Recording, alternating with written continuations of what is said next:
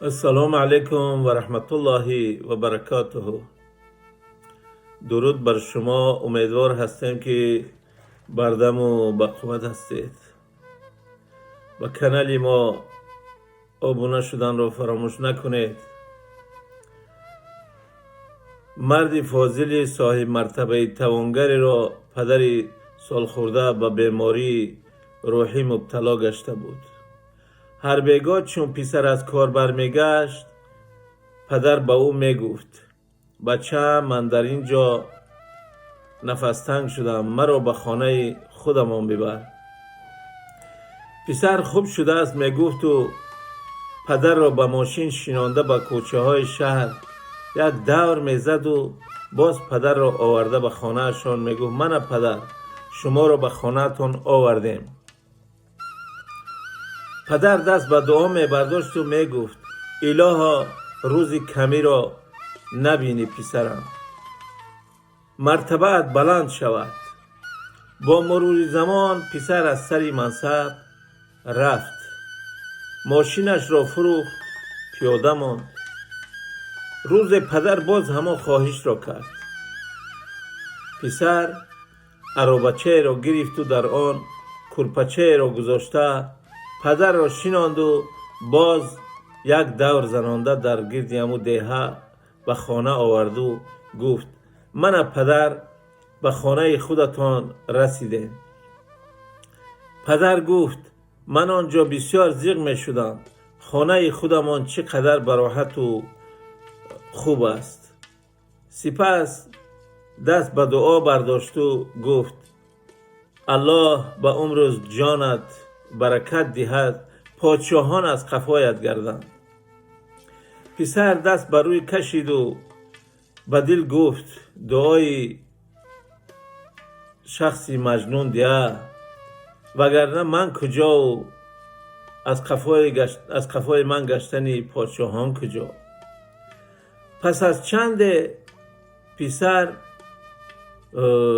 رئیس مؤسسه با نفوذ تعیین گشت که این مؤسسه در یک قدم جای خیلی بزرگ مسئول بود. هنگام برگزاری این مجمعه، وزیران و وکیلان و کارمندای مملکت های همجوار و پادشاهان و اشتراک داشتند و هنگام افتتاح این مجمعه سرور دولت این پسر رو پیش گذراند و دیگرها از قفای او روان شدند.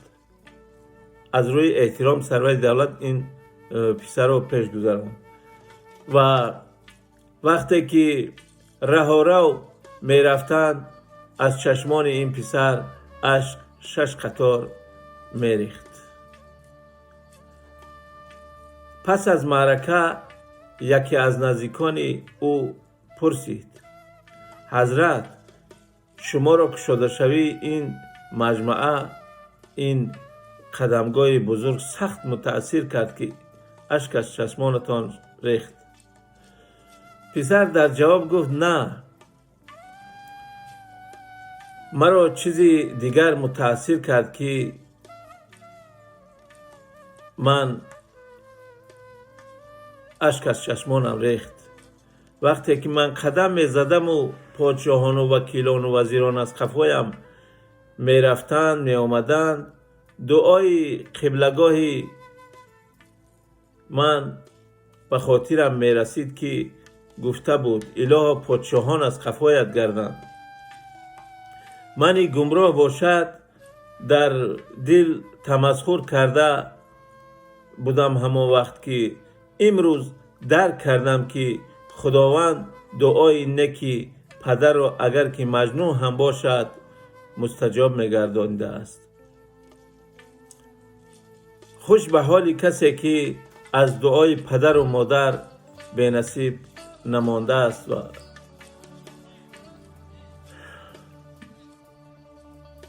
باقی فکر و ملاحظه خود را در پایان نوار نویسید.